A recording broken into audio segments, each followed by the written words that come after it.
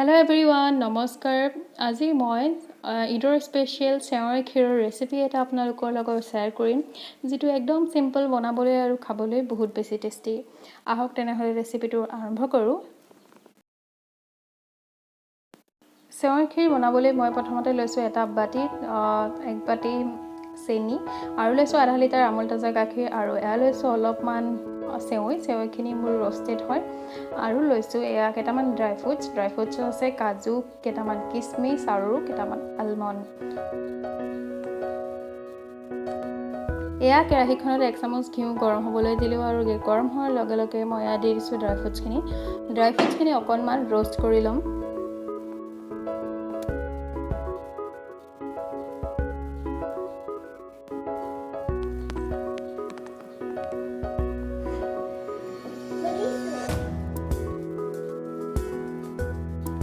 আৰু এইখিনিও ৰ'ষ্ট হৈ গ'ল। এতিয়া মই এখন প্লেটত উলিয়াই লৈছোঁ।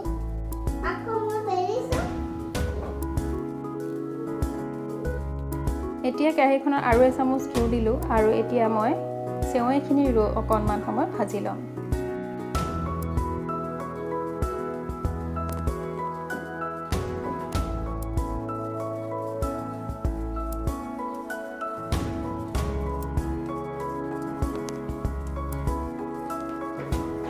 আৰু এয়া চেৱাইখিনিও ভাজা হৈ গ'ল। এখন প্লেটত মই চেৱাইখিনি ওলাই লৈছোঁ।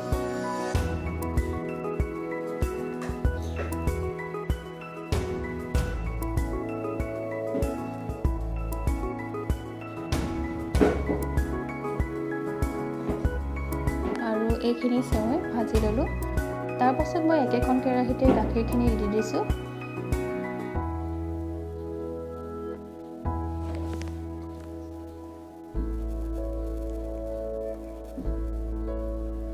আৰু গাখীৰখিনি এনেদৰে হেতাখনেৰে লৰাই আছোঁ। গেছৰ ফ্লেমটো বৰ্তমান হাই কৰি ৰাখিছোঁ আৰু গাখীৰখিনি উতল অহাৰ লগে লগেই মই ইয়াতে চেনিখিনি এড কৰি দিছোঁ। চেনি দিয়াৰ পাছত এনেকৈ হেতাখনেৰে গেছৰ ফ্লেমটো মিডিয়াম কৰি লৰাই আছোঁ। এনেদৰে অলপ সময় লৰোৱাৰ পাছত হেতাখনেৰে এতিয়া মই ইয়াতে এটা বস্তু এড কৰিম আৰু এইখিনি হৈছে মিল্ক পাউডাৰ 4 চামুচ আৰু মিল্ক পাউডাৰখিনিত মই অকণমান কুহুমীয়া গৰম পানী এড কৰিছোঁ আৰু চামুচখনেৰে খুব ধুনীয়াকৈ মিক্স কৰি ল'ম যাতে ইয়াতে কোনো ধৰণৰ লাম্পছ নাথাকে। আৰু এইখিনি মই উতলি থকা গাখীৰখিনিত এড কৰিম আৰু এইখিনিয়ে গাখীৰখিনি এটা ঠিক কনচিষ্টেঞ্চি এড কৰিব আৰু চেৱাই ক্ষীৰখিনি এটা ক্ৰিমি টেক্সচাৰ এড কৰিব। এয়া মই গাখীৰখিনি এড কৰি দিলোঁ মিল্ক পাউডাৰ পেষ্টটো। তাৰপাছত ধুনীয়াকৈ লৰাই আছোঁ গেছৰ ফ্লেমটো হাই টু মিডিয়াম কৰি। এনেদৰে লৰাই আছোঁ আৰু কাষত লাগি থকাবিলাক এনেদৰে হেতাখনেৰে এৰাই দিছোঁ। আৰু এনেদৰে 3-4 মিনিট কৰাৰ পাছত মই ভাজি ৰখা চেৱাইখিনি ইয়াত এড কৰি দিছোঁ। আৰু চেৱাইখিনি দিয়াৰ পাছত ধুনীয়াকৈ হেতাখনেৰে লৰাই থাকিম। গেছৰ ফ্লেমটো হাই টু মিডিয়াম কৰি অলপ সময়।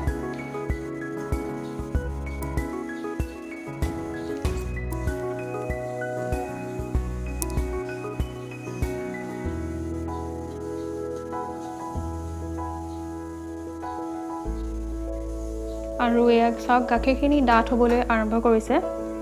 এনেকৈ মই গেছৰ ফ্লেমটো হাই টু মিডিয়াম কৰি লৰাই আছোঁ। চেৱাই ক্ষীৰ বহুত ধৰণে বনায়। মই মোৰ ষ্টাইলটো আপোনালোকৰ লগত শ্বেয়াৰ কৰিছোঁ। মোৰ ৰেচিপিবোৰ সাধাৰণতে বহুত বেছি চিম্পল হয় আৰু বহুত টেষ্টি হয়। যদি ট্ৰাই কৰিছে তেনেহ'লে গম পাব হয়তো।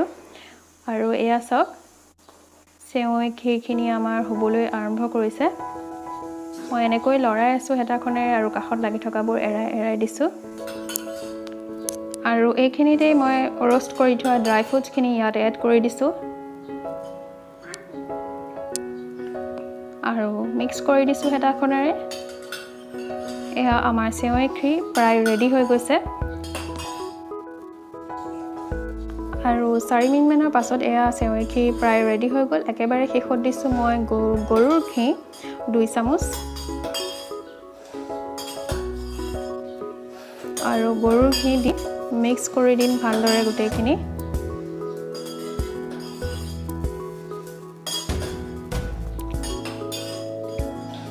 এয়া আমাৰ চেৱাই ক্ষীৰ ৰেডি হৈ গ'ল। দেখিলেনে কিমান ইজি বনাবলৈ আৰু খাবলৈতো ক'বই নালাগে, বিৰাট বেছি টেষ্টি।